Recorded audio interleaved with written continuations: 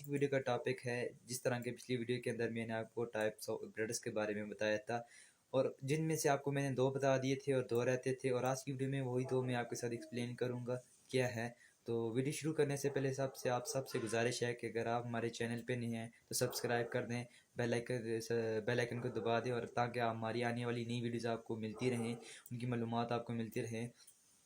और सबसे पहले मैं आपको ये बताना चाहूँगा कि हमने जो टाइप्स ऑफ ऑपरेटर्स अर्थमेटिक और असाइनमेंट ऑपरेटर्स पढ़े थे जावास्क्रिप्ट के अंदर, जो पिछली वीडियोस के अंदर, उसके मुतालिक जो हमारे पास अगले नए ऑपरेटर्स हैं जिसके अंदर जिसको हम कंपैरिजन एंड लॉजिकल ऑपरेटर्स कहते हैं। कंपैरिजन के ऑपरेटर कौन से हैं? कंपैरिजन ऑपरेटर्स वो ऑपरेटर्स होते हैं जिसके ज़रिए हम जिसके अंदर वेरिएबल्स की वैल्यू स्ट्रिंग वैल्यू स्टोर कर सकते हैं, जिसके ज़रिए हम लूप्स चला सकते हैं, जिसके अंदर हम कंडीशंस लगा सकते हैं, कंपेयर कर सकते हैं इसको इसके साथ, किसी भी वेरिएबल को किसी दूसरे वेरिएबल के साथ। आपको एक एग्जांपल देना चाहूँगा। अगर लेट हमारे पास x इज इक्वल टू 5 है और y इज इक्वल टू 10 है, इसको हम कंपैरिजन ऑपरेटर्स के अंदर किस तरह यूज़ करेंगे आज मैं आपको बताऊँगा।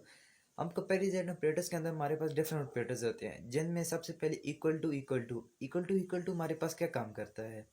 अगर अगर फॉर एग्जांपल आपको मैंने एग्जांपल दी थी, x इज इक्वल टू 5 के बराबर है।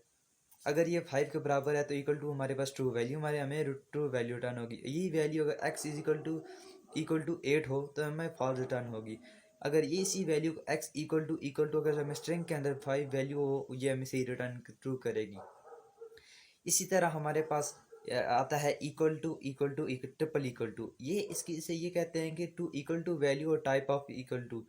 इसके अंदर हमारे पास ये वैल्यूज आती हैं कि अगर कोई भी वैल्यूज हमारे पास एक्स इक्वल टू 5 के बराबर है तो हमारे पास चलेगी। अगर x is equal to string के अंदर हमने उस 5 को किया लेकिन वो हमें ट्रू रिटर्न करेगी हमेशा। लेकिन ट्रू इक्वल टू के अंदर हमें रिटर्न सही का ट्रू कर रही थी, लेकिन equal to triple equal to के अंदर इसके अंदर हमारे पास बेसिकली वैल्यू भी चेक करता है और टाइप भी चेक करता है। इसके साथ ही साथ एक और ऑपरेटर होता है not equal to. Not equal to लिखने का सिंपल्स क्या क्या तरीका है। नॉट इक्वल टू को लिखने का सबसे पहले शिफ्ट 1 को दबाएंगे, जो ऊपर वाली कीज होती हैं 1 2 3, शिफ्ट 1 को दबाएंगे, उससे नॉट का ऑप्शन नॉट का सिंबल आता है और इक्वल टू लगाएंगे। इस नॉट इक्वल टू बेसिकली हमारे पास ये होता है, आप मान लें कि हमारे पास वेरिएबल है x इज इक्वल टू 5, ये हमारे पास ट्रू वैल्यू है। अगर हम चाहते हैं कि x नॉट इक्वल टू 8 हो, आप देखें x नॉट इक्वल टू 8 है, ये ट्रू है।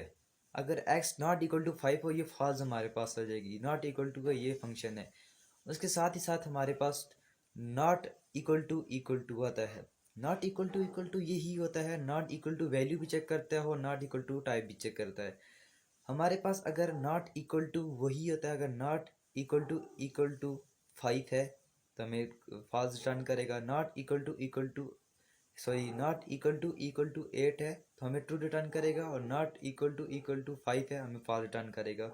सेम वही है, लेकिन इसके अंदर स्ट्रिंग अगर हम करेंगे not equal to x is equal to not equal to 5 के अंदर हम स्ट्रिंग करेंगे तो हमें हमेशा 8 को हम स्ट्रिंग के अंदर करेंगे, हमेशा हमें ये फॉल्स रिटर्न करेगा।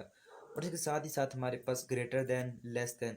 ग्रेटर देन क्या होता है कि अगर x इक्वल टू वाई के बराबर है तो हमें ग्रेटर देन, अगर x ग्रेटर देन है y से, अगर x फॉर एग्जांपल हमारे पास 5 है और y हमारे पास 10 है, तो x जो है 5 से बड़ा है या छोटा है, ग्रेटर देन है या लेस देन, इसके लिए होता है। और लेस देन हमारे पास इसी तरह होता है, फॉर एग्जांपल हमारे पास x इज इक्वल टू 5 है और y इज इक्वल टू 10 है।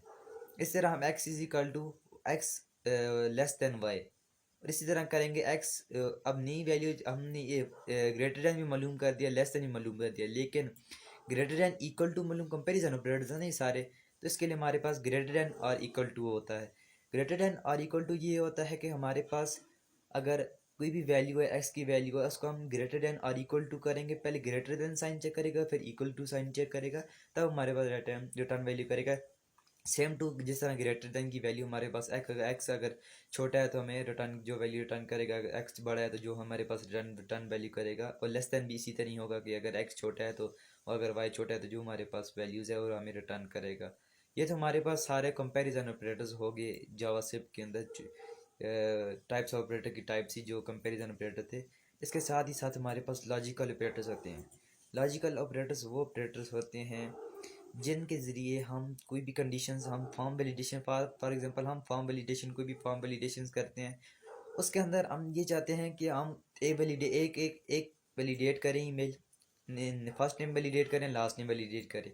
जब तक ये दोनों फिल ना हो तब तक फॉर्म सबमिट ना हो। इसके लिए होता है कि अगर दोनों नेम को हम, इसके लिए हमारे पास एंड गेट भी यूज़ होता है, आर गेट भी यूज़ होता है और नॉट गेट भी यूज़ होता है।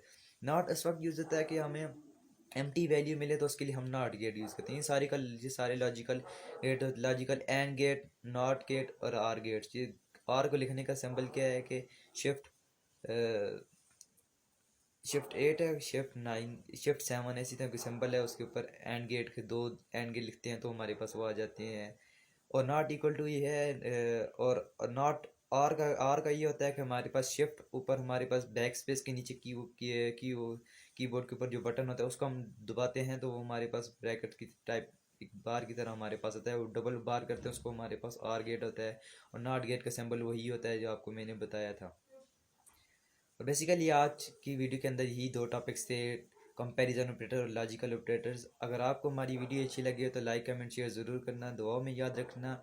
मिलते हैं अगली नई वीडियो में, तब तक अल्लाह हाफ़िज़।